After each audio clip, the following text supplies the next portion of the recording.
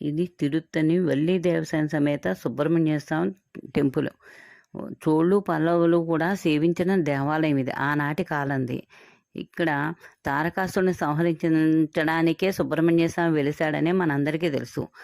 ఆ సుబ్రహ్మణ్య స్వామి తారకాసురుని సంహరించిన తర్వాత కోయిరాజులతో యుద్ధము చేసి వివాహం చేసుకొని అప్పుడు ఇక్కడ ఆయన వెలిశారు.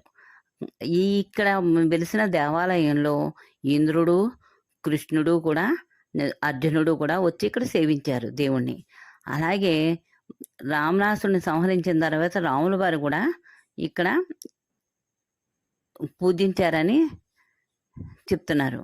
ఇది తిరుపతికి 70 కిలోమీటర్ల దూరంలో ఉంది. ఇక్కడ మెట్టు దారి ఉంది, మామూలు రోడ్డు మార్గం ఉంది. 365 మెట్లు ఉన్నాయి.